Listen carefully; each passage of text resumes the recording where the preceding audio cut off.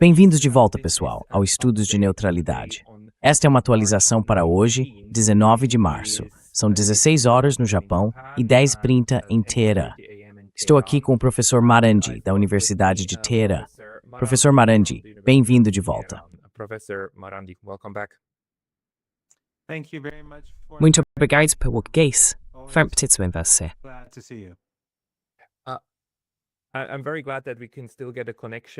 Fico muito feliz que ainda possamos nos conectar. Quero dizer, a guerra com o Irã, o ataque ilegal dos Estados Unidos ao Irã, já está em sua terceira semana, prestes a completar 4. Ainda temos cerca de 2 dias pela frente.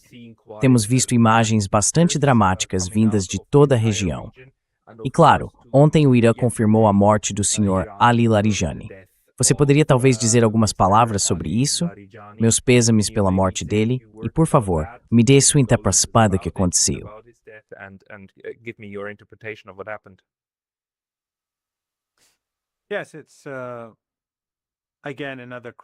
Sim, é mais um crime cometido pelo regime israelense e pelo regime de Trump, atacando civis iranianos, atacando líderes iranianos, atacando a infraestrutura iraniana.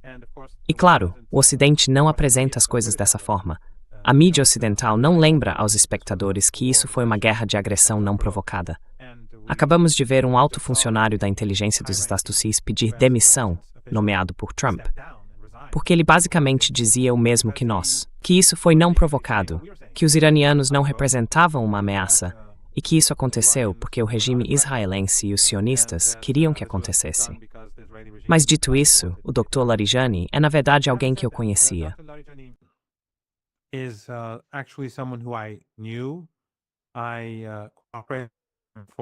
Cooperei com ele por um tempo. Durante o governo Rouhani, ele me convidou uma vez para almoçar e conversar em seu gabinete, eu e outro acadêmico. No final, falei a ele sobre minhas preocupações em relação às relações entre Irã e China, porque o governo Rouhani, na minha opinião, não estava atuando de forma adequada para fortalecê-las. Ele me pediu para acompanhar a delegação, algo que normalmente não faço. Não estou envolvido com o governo, nunca estive.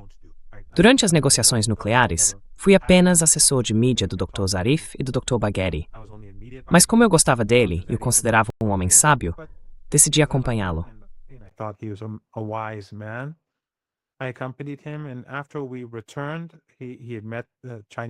Depois que voltamos, ele se encontrou com o presidente chinês. Foi uma reunião muito boa. E depois disso, ele me pediu para cuidar do dossiê Irã-China, porque ele havia se tornado responsável por ele, como presidente do parlamento. Então eu me reunia com ele regularmente toda semana, ou a cada 2 semanas, por meia hora, 1 hora. Ele era muito sábio, muito inteligente, muito bem instruído, muito moderado no sentido correto. Todo mundo finge ser moderado nesse manicômio, que é o mundo em que vivemos, mas ele realmente era. Ele não deixava as emoções interferirem quando pensava em tomar uma decisão.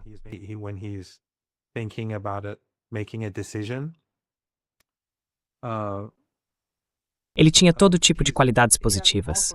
Foi uma honra trabalhar com ele, e sua perda foi enorme. Mas o martírio dele, e o martírio de todas aquelas crianças, e é claro, o martírio do Ayatollah Khamenei, e de todas aquelas pessoas inocentes que estavam apenas em casa e foram bombardeadas ou defendendo o país e foram assassinadas por essa chamada coalizão Epstein, só fortalecem o Irã. E isso é algo que os Estados Unidos, o regime em Washington, o regime israelense e seus representantes regionais incentivaram, porque estamos descobrindo cada vez mais que os sauditas, desde o início, pressionavam por essa guerra.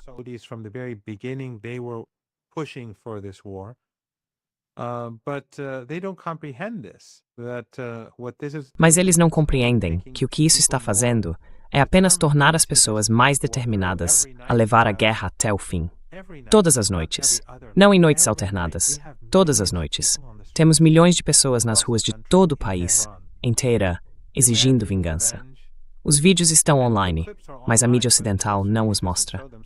Às vezes eu publico alguns trechos, mas se alguém acessar a agência de notícias Fars, o canal deles no Telegram, pode ver as manifestações todas as noites em diferentes cidades e bairros de Teherã. As pessoas se reúnem em solidariedade com as Forças Armadas, com o líder, e para condenar os Estados Unidos.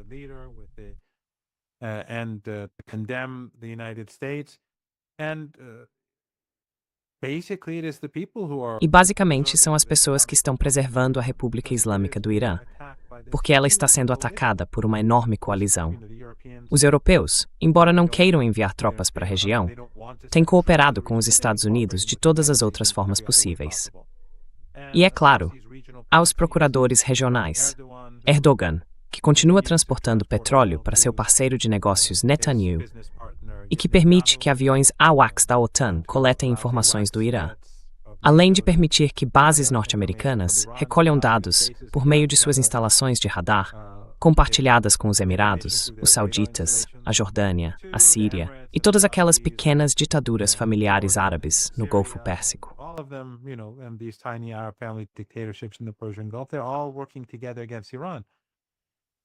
Eles estão todos trabalhando juntos contra o Irã. O motivo pelo qual fracassaram, e por quase 3 semanas o Irã vem revidando com enorme sucesso, é porque o povo está nas ruas. Esses martírios, esses assassinatos injustos, só tornaram os iranianos mais determinados. Mas isso não se encaixa na narrativa que vemos no Ocidente. Eles não reconhecem isso, nem sequer mostram as multidões. Sabe, na sexta-feira eu fui a um encontro. Era o Dia Internacional de Al-Quds, a última sexta-feira do mês do Ramadã, quando as pessoas saem para apoiar os palestinos. E eu participei. As pessoas estavam jejuando, como a maioria faz durante o Ramadã. Elas foram até lá, enormes multidões em Teherã e por todo o país. Dispararam mísseis contra a multidão, e uma mulher foi morta. Nada na mídia ocidental. Então essa coalizão maligna dispara mísseis contra manifestantes, mas as pessoas não recuam. Eu publiquei algumas dessas filmagens. As bombas caíam, e não era só em Teherã. Fizeram o mesmo em Hamadã. Há muitos casos de pessoas se reunindo e, em seguida, ataques aéreos acontecendo. As pessoas não recuam, não fogem. Meninas de 16 anos, mulheres de 18, de 22, rapazes de 25, de 18, todos permanecem firmes.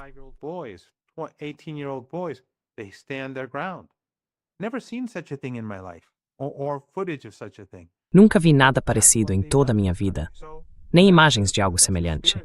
Mas foi isso que eles fizeram com este país. E esse é o espírito do povo, profundamente influenciado por suas crenças culturais e religiosas, pelo neto do profeta que foi martirizado em Karbala há mais de 1000 anos, e pelo papel da irmã dele nesse episódio. Esse contexto religioso e cultural, junto com a enorme injustiça contra o povo iraniano e os assassinatos, e, é claro, tudo o que está acontecendo em toda a região, tornou os iranianos muito mais fortes do que eu já vi em toda a minha vida.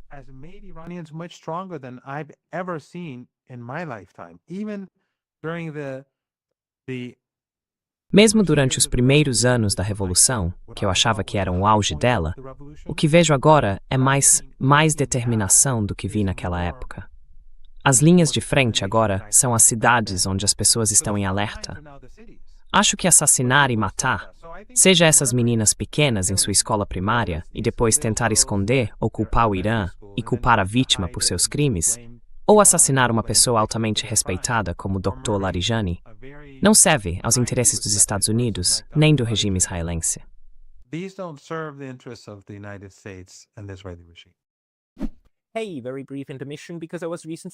Ei, uma breve pausa porque fui recentemente banido do YouTube. E embora eu tenha voltado, isso pode acontecer novamente a qualquer momento. Então, por favor, considere se inscrever não apenas aqui, mas também na minha lista de e-mails no Substack. É pascalotas.substack.com. O link estará na descrição abaixo. E agora, de volta ao vídeo. Então você está dizendo que atualmente a resistência do Irã e dos iranianos está se tornando não apenas resistência, mas resiliência, certo? Quero dizer, você está interpretando isso como a vontade de reagir ficando ainda mais forte. E o que estamos vendo agora é que o Irã tem sido capaz de revidar o tempo todo. E na verdade, vemos, e você acabou de me apontar isso antes de começarmos a conversar, um desenvolvimento encorajador vindo de Washington, porque Donald Trump, de todas as pessoas, publicou no Truth Social sobre querer conter o Irã.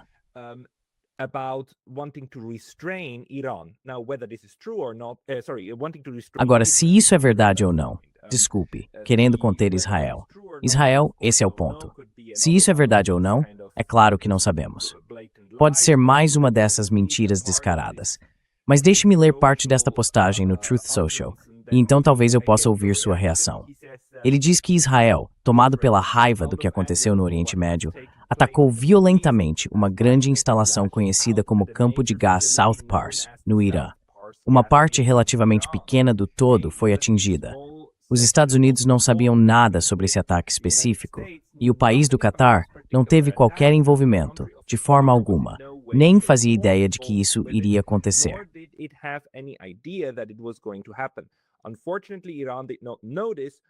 Infelizmente, o Irã não percebeu nem qualquer um dos fatos pertinentes sobre o ataque a South Pars e atacou de forma injustificável e indevida uma parte da instalação de gás natural liquefeito do Catar. Nenhum outro ataque será feito por Israel. Em letras maiúsculas, ele escreveu isso, referindo-se a esse campo de South Pars, extremamente importante e valioso, a menos que o Irã, de forma imprudente, decida atacar um país muito inocente, neste caso, o Catar. E então ele continua um pouco mais, começando a ameaçar o Irã novamente. Mas quero dizer, esta é a primeira vez que Donald Trump sinaliza algo como uma vontade de reduzir as tensões e, na verdade, meio que não chega a se desculpar, mas quase chega a pedir desculpas ao Irã por atingir algo muito, muito crítico. Claro, sabendo que o Irã sempre responderá de forma simétrica.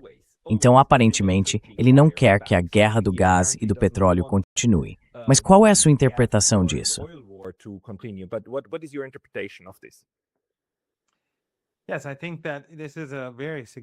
Sim, acho que esta é uma postagem muito significativa. Embora, como você apontou corretamente, não saibamos o que realmente vai acontecer, porque é o Trump. Ele pode dizer uma coisa hoje e outra amanhã. Mas, obviamente, a importância da retaliação do Irã o preocupa, e por isso ele disse que o Irã não sabia o que havia acontecido. De certo modo, ele está meio que justificando o ataque do Irã ao Catar, embora o Catar seja mais do que cúmplice. Quero dizer, eles abrigam bases dos Estados Unidos. O Catar, na verdade, abriga o CENTCOM. Então, se há um país que é mais cúmplice do que os outros, se isso for possível na região do Golfo Pérsico, esse país seria o Catar, é claro. Os sauditas abrigam os jatos e aviões-tanque dos Estados Unidos, aviões que reabastecem esses jatos, e permitem que os americanos sobrevoem seu espaço aéreo para bombardear o Irã.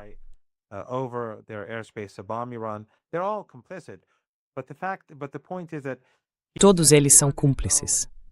Mas a questão é que ele diz que o Irã não sabia, e também mente ao afirmar que os Estados Unidos não tinham conhecimento do ataque. Isso não é possível. Os ataques aéreos deles são todos coordenados, os dois estão trabalhando juntos.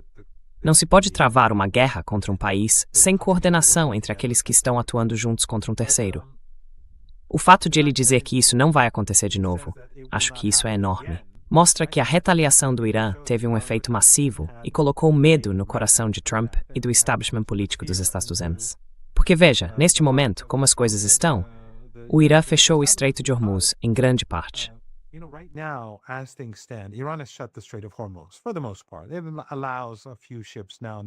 Permite que alguns navios passem de vez em quando, dependendo das circunstâncias, mas as exportações têm sido amplamente bloqueadas. Por que o Irã está fazendo isso? Porque quer pressionar os Estados Unidos, obviamente, para acabar com a guerra, para pôr fim à agressão. Mas o Irã não destruiu sistematicamente os petroleiros nem a infraestrutura de petróleo e gás. Por quê? Porque o Irã não começou essa guerra. O Irã não quer destruir a economia global. O Irã quer paz, quer fazer negócios e comércio, e quer que a região do Golfo Pérsico continue sendo uma fonte de energia para que o mundo possa prosperar. Se quisesse algo diferente disso, teria destruído todas aquelas instalações de petróleo e gás. Teria destruído os petroleiros.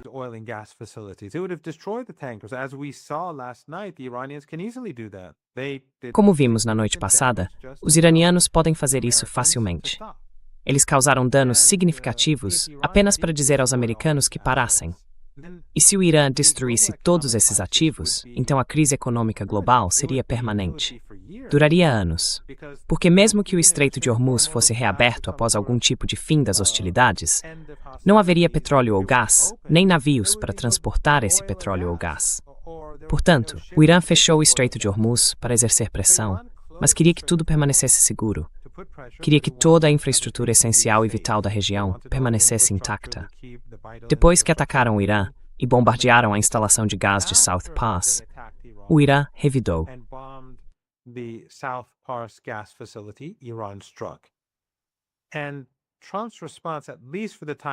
E a resposta de Trump, pelo menos por enquanto, novamente volto ao que você disse antes, é que não sabemos o que vai acontecer no futuro, porque Trump é completamente imprevisível. O que ele diz não tem muito peso. Mas, obviamente, eles estão muito assustados com a possibilidade de isso sair do controle e causar um dano permanente, ou até mais do que um dano, provocar uma depressão econômica global. E isso significaria o fim da presidência de Trump e o fim de muitas outras coisas, muito provavelmente. Então isso é um bom sinal. É um bom sinal. Mas, novamente, não é conclusivo. Não podemos dizer que, ok, os ativos na região do Golfo Pérsico vão permanecer intocados. Não sabemos.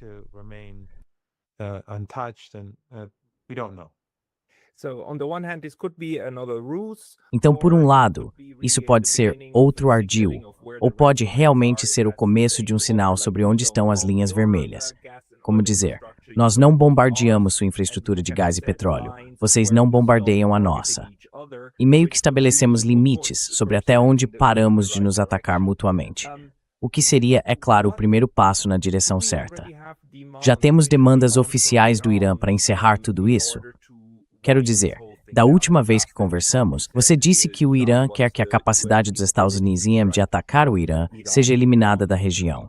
Agora temos declarações oficiais do seu governo sobre o que os países do Golfo devem fazer, o que Israel deve fazer, o que os Estados Unidos devem fazer para encerrar isso. Quero dizer, temos alguma informação oficial publicada?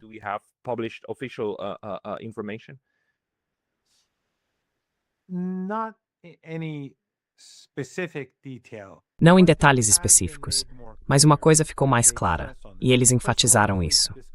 Antes de tudo, como já discutimos, os iranianos estão dizendo que as promessas dos Estados Unidos não valem nada.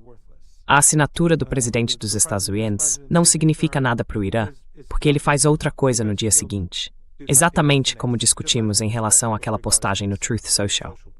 Então, os iranianos estão dizendo que os fatos no terreno precisam mudar, e isso significaria que os Estados Unidos perderiam a capacidade de atacar o Irã ou travar guerra contra o Irã da forma como fazem agora. Isso, é claro, significaria que suas bases na região não teriam mais essa capacidade. Elas deixariam de existir na região como existem hoje, por meio dessas bases. Portanto, imagino que isso signifique que os países árabes do Golfo Pérsico não poderão mais permitir que os Estados Unidos usem seu território como ponto de apoio para atacar o Irã.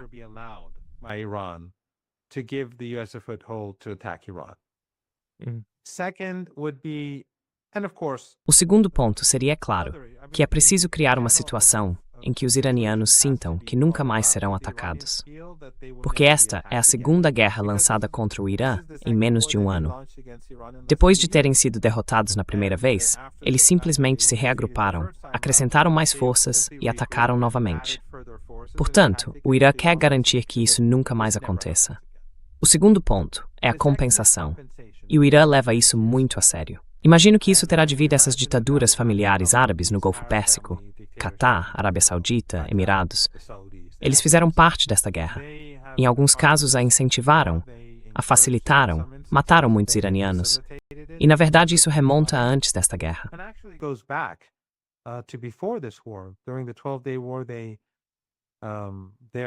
Durante a Guerra de 12 Dias, as bases deles foram usadas pelos americanos para ajudar os israelenses e para que os próprios americanos lançassem seus ataques. E mesmo antes disso, quando o general Soleimani e Abu Mahdi al-Mohandes foram assassinados em Bagdá há alguns anos, aqueles drones decolaram de Doha, no Catar. Portanto, a cumplicidade deles vem de longa data. O Irã exigirá compensação. O Irã também afirmou que o Estreito de Hormuz, seu status, será diferente após a guerra. Ele não será mais apenas uma rota de passagem. Eu esperaria que o Irã provavelmente exigisse concessões desses regimes ricos em petróleo e gás para permitir que suas mercadorias passem pelo estreito. E, por fim, os iranianos também estão dizendo que seus aliados regionais precisam fazer parte de qualquer acordo. Em outras palavras, o regime israelense não pode simplesmente bombardear o Líbano, Gaza, o Iraque ou o Iêmen, ou os americanos fazerem isso. À vontade. Eles terão que fazer parte disso, assim como os cidadãos iranianos também terão que fazer parte disso.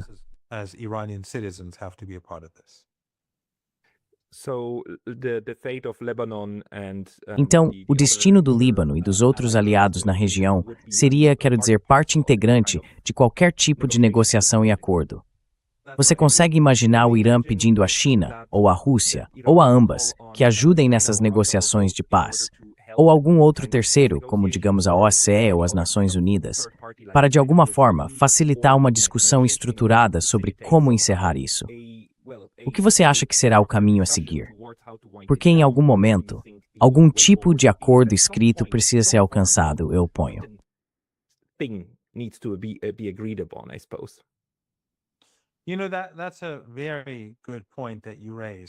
Sabe, esse é um ponto muito bom que você levantou.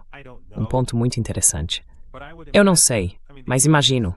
Quero dizer, a ONU é um órgão inútil, e o mesmo vale para qualquer coisa que venha da Europa ou do Ocidente.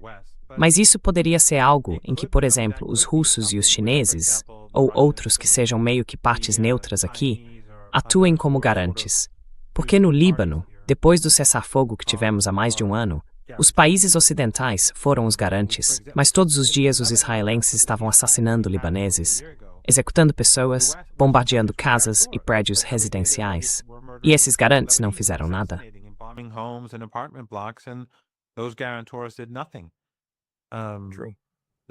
Verdade. O mesmo acontece em Gaza. Eles matam pessoas todos os dias. Todos os dias enquanto falamos, pessoas estão sendo mortas. Muitas no Líbano e, claro, também em Gaza. Mas acho que seria preciso ir ainda mais longe do que isso. Os fatos no terreno teriam que mudar. Acho que isso é o mais importante. Que os americanos não tenham mais a capacidade de mobilizar forças nessa região, ou de usar a Arábia Saudita como base para reabastecer jatos. Ou, você sabe,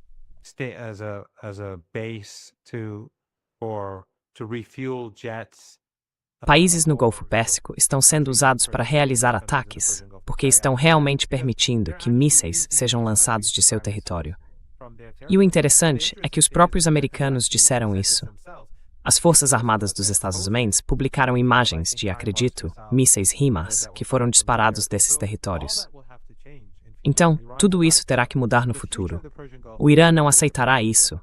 O futuro do Golfo Pérsico será muito diferente do que era antes da guerra.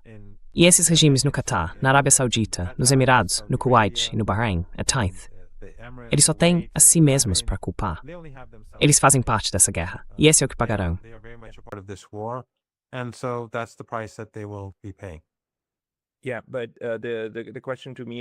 Sim, mas a questão para mim é o que realmente pode funcionar e como chegar lá o mais rápido possível. Uma coisa que aprendemos e sabemos é que garantias de segurança não funcionam, elas são inúteis. Mas algo que realmente funciona é o monitoramento independente por terceiros. Então a questão é se os chineses, ou talvez outros, os chineses provavelmente seriam muito bons para começar operações de monitoramento, porque eles têm uma relação bastante próxima com os países da região do Golfo também, certo?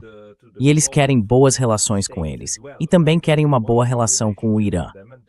Então eles poderiam atuar como monitores terceirizados, ou junto com outros, ou com a ONU, algo que não esteja sob o controle dos Estados ou do Ocidente, mas que funcione como um órgão de monitoramento para relatar a todas as partes o que estão observando. Dessa forma, o Irã, ou o outro lado, poderiam, se vocês não cumprirem, então voltamos a atirar, certo? Para criar, digamos, a estrutura de incentivos adequada. Então você consegue imaginar algo assim sendo aceitável para o Irã?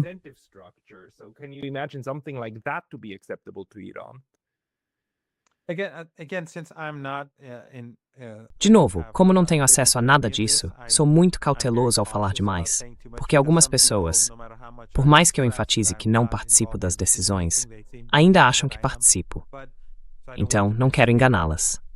Acho que isso poderia fazer parte da solução, porque no fim das contas, ninguém confia nos americanos, e obviamente nem nos israelenses. Mas seria necessário haver mudanças na infraestrutura. O potencial de agressão teria que ser eliminado.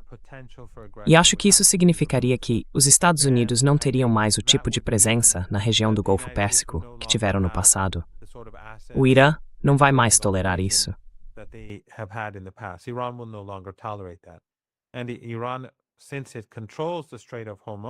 E o Irã, já que controla o Estreito de Hormuz, pode impor isso a esses países da região para garantir que a infraestrutura deixe de existir. Então provavelmente será difícil. Claro, enquanto falamos, a agressão continua. Eles bombardeiam Teherã, eles bombardeiam crianças, eles bombardeiam famílias, eles bombardeiam prédios residenciais. Já danificaram ou destruíram 20 hospitais até agora no país. Acabei de ler uma postagem de alguém, acho que era alguém do Iêmen, embora não tenha certeza. Mas o Irã está travando guerra há 3 semanas e atacando alvos em vários países. Ainda assim, não ouvimos falar de uma única escola atingida pelos iranianos, enquanto vemos escola após escola, hospital após hospital, no Irã sendo atacados pelo regime de Trump ou pelo regime de Netanyahu.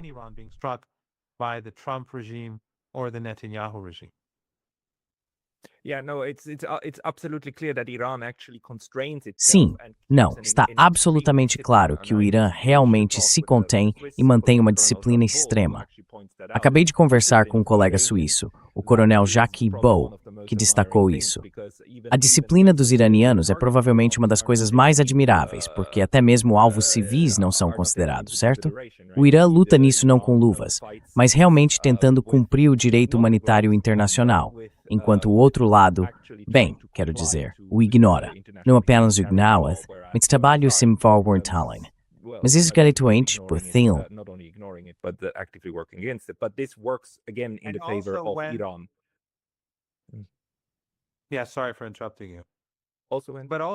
Sim, desculpe por interromper você. Mas também, além disso, até mesmo os ataques às instalações de petróleo e gás que vimos na noite passada no Catar, na Arábia Saudita e nos Emirados, o Irã havia declarado antecipadamente que faria isso. Mas os ataques às instalações de gás iranianas foram bastante repentinos, e havia pessoas trabalhando lá. Você sabe como são essas instalações. Os incêndios são enormes. Não sei se alguém morreu, mas os iranianos tiveram a decência de dizer: tudo bem, vamos retaliar para evitar que isso aconteça novamente conosco, mas queremos que todos deixem essas áreas o mais rápido possível.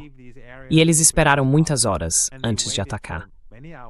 Então a diferença entre o Irã e os Estados Unidos, o regime israelense e seus aliados é enorme, o que, é claro, constrói completamente a narrativa anti-iraniana de 47 anos que todos nós temos ouvido da mídia ocidental e da mídia pertencente a essas ditaduras ricas em petróleo e gás.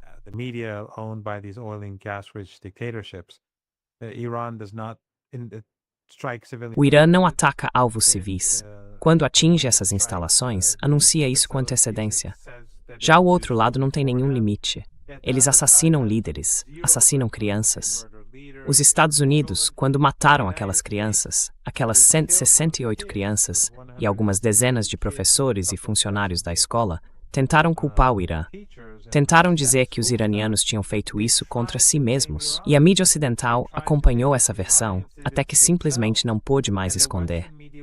Foi algo tão difundido online que depois de uma semana, o New York Times teve que noticiar, em parte porque queria atingir o Trump, mas também porque todo mundo já tinha descoberto a verdade. Demorou uma semana inteira, mesmo que em poucas horas todos já soubessem exatamente o que havia acontecido. Não, isso é bem doentio. É realmente bem doentio. Mas isso me leva a outro ponto. Temos esses rumores de que, você sabe, o Sr. Netanyahu não tem mais aparecido em público. Você tem alguma informação sobre se ele foi alvo de algo, se pode estar ferido ou morto? Alguma informação sobre isso no Irã?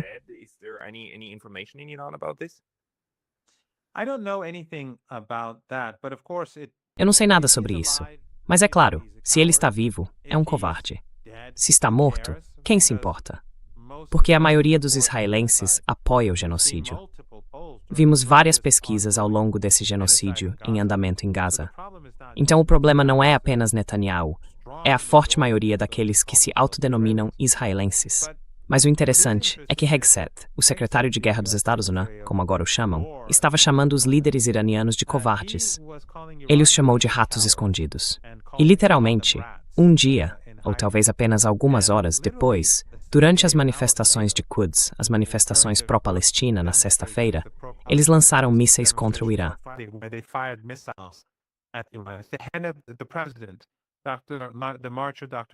O presidente, o Marja, o Dr. Larijani, o chefe do judiciário, o ministro das Relações Exteriores e outros líderes estavam todos nas manifestações. Eles estavam participando e, claro, as imagens estão disponíveis online. Eu mesmo postei algumas. Na verdade, o porta-voz, o chefe do judiciário no Irã, estava dando uma entrevista a um repórter no meio da multidão quando os mísseis atingiram. Ele nem se mexeu, e ninguém na multidão também. Então, obviamente, os covardes e os ratos, como Hegseth gosta de chamá-los, não estão em Teherã. Eles estão em... Bem, eu não sei onde Netanyahu está. Então não sei se ele está morto ou vivo.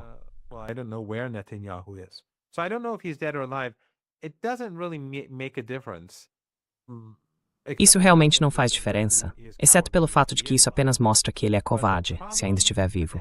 Mas o problema, no fim das contas, é o etnossupremacismo. O problema é que, e não se trata apenas dos palestinos, para esses etnossupremacistas sionistas, todos são Amaleque. Todos são subordinados a esse povo supostamente superior, escolhido ou raça dominante, ou seja lá como chamem. E é muito extraordinário que algo assim no Ocidente seja tão facilmente tolerado, especialmente quando nas últimas décadas fingiram que racismo e supremacismo são inaceitáveis e coisas desse tipo.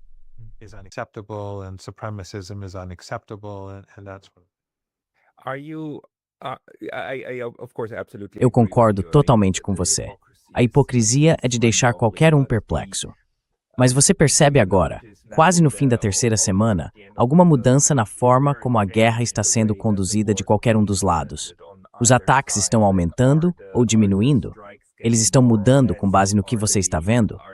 E também, as armas que o Irã está usando estão mudando? A guerra está evoluindo ou ainda é mais ou menos o que vimos na primeira e na segunda semanas?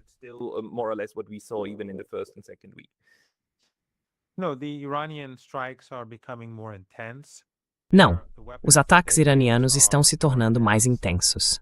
As armas que eles estão usando são mais avançadas e os golpes são mais pesados. Isso, é claro, contradiz a propaganda que estávamos ouvindo de Washington depois de 3, 4 ou 5 dias, de que os iranianos estavam ficando sem mísseis, sem drones e assim por diante. O que o Irã fez durante os primeiros 7 ou 8 dias foi disparar muitos mísseis de 15 anos e drones de 15 ou 20 anos. Eles fizeram isso não apenas para atingir o inimigo, o que conseguiram, mas também para esgotar suas capacidades de defesa. Seus sistemas de mísseis superfície A, que, como você sabe, custaram muitos bilhões de dólares. E então começaram a usar suas tecnologias mais novas. Eles ainda não estão usando seus principais recursos.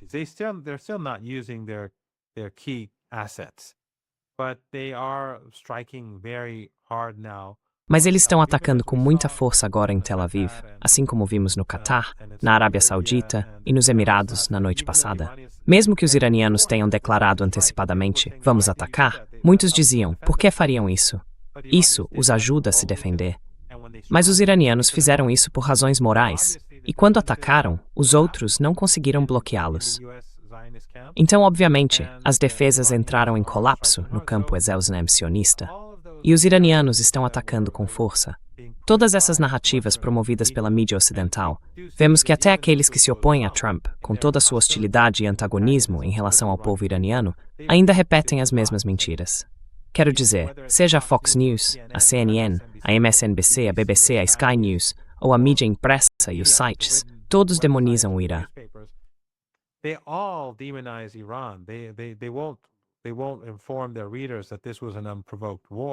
Eles não informam seus leitores de que esta foi uma guerra não provocada. Agora isso começa a vir à tona porque as coisas estão desandando, estão indo mal, ladeira abaixo para eles. Mas a mídia ocidental tem sido muito cúmplice em tudo isso. Os iranianos estão atacando com mais força. Está claro que os americanos e os israelenses não conseguiram destruir nenhuma das bases subterrâneas, sejam bases de mísseis ou de drones. Eles não conseguiram destruir nenhuma das fábricas que produzem essas e outras capacidades. Não conseguiram destruir a marinha do Irã. Os principais ativos da marinha iraniana são lanchas rápidas que disparam mísseis. Elas estão todas em túneis subterrâneos, ao longo do Golfo Pérsico e do Mar de Omã, esperando a ordem para começar a lançar ataques caso a guerra escale.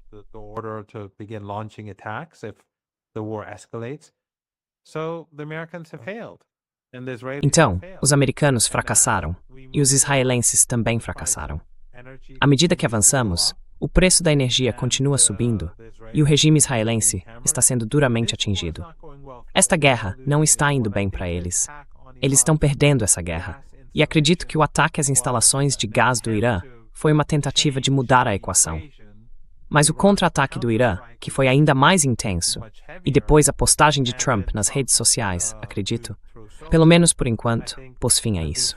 Portanto, em última análise, os Estados Unidos vão perder esta guerra. O regime israelense vai perder. Acredito que não há dúvida disso. O povo iraniano está determinado. Mas quanto mais tempo isso continuar, pior será para a economia global e para o povo americano. E, é claro, para os sionistas na Palestina.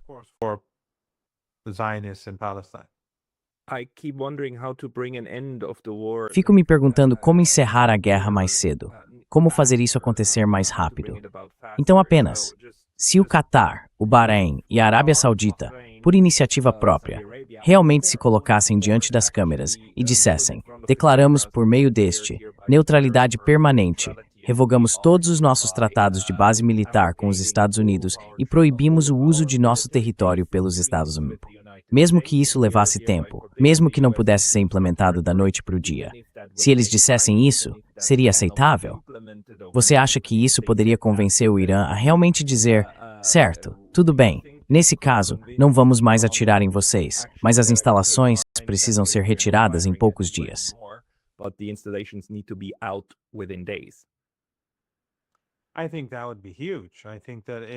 Acho que isso seria enorme. Se esses regimes fizessem uma declaração dizendo: chega de apoio em nosso nome, eles não podem mais usar nosso território ou nosso espaço aéreo contra ninguém, isso mudaria tudo. Quero dizer, os sauditas fornecem o combustível de aviação para os aviões voarem e reabastecerem os jatos. Eles estão profundamente envolvidos. Se tudo isso chegasse ao fim, seria muito difícil para os americanos e israelenses atacarem o Irã, porque seus recursos teriam que estar muito mais distantes. E eles não poderiam usar o espaço aéreo. Isso limitaria significativamente a forma como poderiam atacar o Irã também.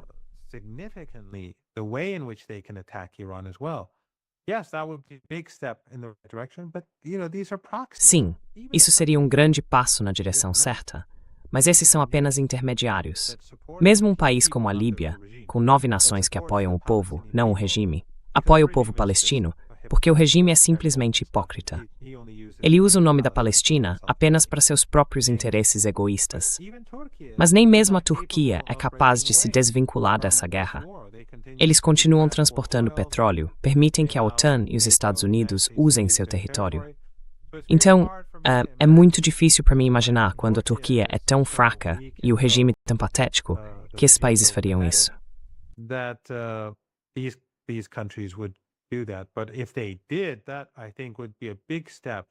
Mas se eles fizessem isso, acho que seria um grande passo para pôr fim a esta guerra. No fim das contas, porém, a decisão é de Trump. Vimos isso na entrevista que Tucker Carlson fez com Kent, acho que era esse o nome, o chefe de inteligência que renunciou, em que ele basicamente disse que se Trump dissesse aos israelenses: se vocês atacarem o Irã, nós os puniremos, não lhes daremos mais as coisas que vocês querem de nós, eles não poderiam fazê-lo. Então, a verdade é que os Estados Unidos poderiam pôr fim a tudo isso imediatamente. Mas este é o mundo em que vivemos. A classe Epstein, a influência sionista, é o que é.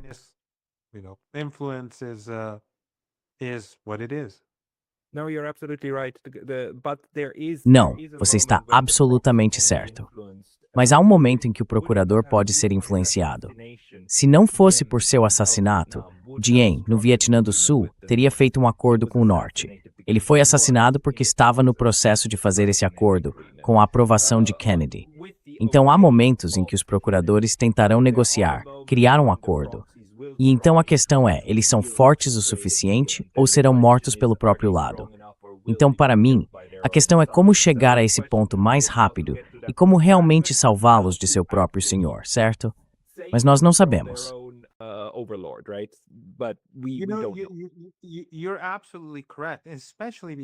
Você está absolutamente certo, especialmente porque o sionismo se tornou tão desacreditado por causa de Gaza e de todas essas guerras.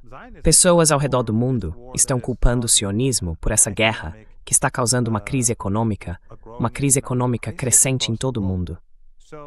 E eu imagino que com os arquivos de Epstein, aqueles pequenos trechos que foram divulgados, eles estão sendo cada vez mais desacreditados. Acho que no futuro, a influência deles vai diminuir rapidamente.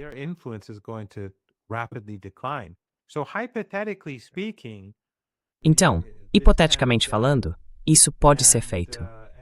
E, portanto, esses procuradores, como o regime israelense, sua influência nos Estados Unidos, faz com que eles não sejam realmente um procurador. Mas o que deveria ser um procurador? Quando olhamos para os Estados Unidos e para o regime israelense, o que deveria ser um procurador? Se a influência deles nos Estados Unidos diminuir, como estamos vendo diminuir muito rapidamente entre o público em geral, então, no futuro, acho que será muito mais difícil para os sionistas e para a classe Epstein fazerem o tipo de coisa que vinham fazendo impunemente no passado.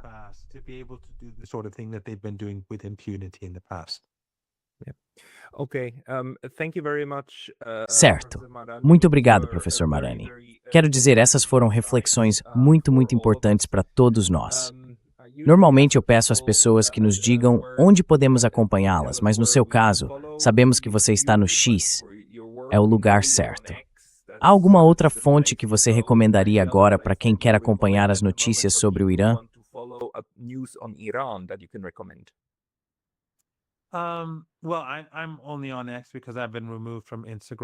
Bem, eu só estou no X porque fui removido do Instagram e do Facebook há muitos anos, mas a agência de notícias Fars, a agência de notícias Tasnim, a agência de notícias Mehr, há muitas agências de notícias iranianas que têm sites em inglês. Ou com IA você pode traduzi-las. Elas estão no Telegram agora, algumas talvez estejam no Twitter, acho. Mas também a Press TV, é claro. Há um bom livro, na verdade é antigo, chamado Going to Tehran, escrito por Flint e Hillary Leverett, que trabalharam na Casa Branca. Flint Leverett foi chefe do Oriente Médio no Conselho de Segurança Nacional, e Hillary Leverett foi chefe do Golfo Pérsico. Eles escreveram um livro muito decente sobre o Irã. Normalmente, os livros sobre o Irã publicados no Ocidente são bem ruins. Eu não concordo com tudo nesse livro, mas se as pessoas realmente quiserem entender o Irã, mesmo sendo um pouco antigo, tipo 7, 8, 9 anos, acho que é um bom livro para você ver. Certo, vou tentar colocar um link para o livro na caixa de descrição abaixo.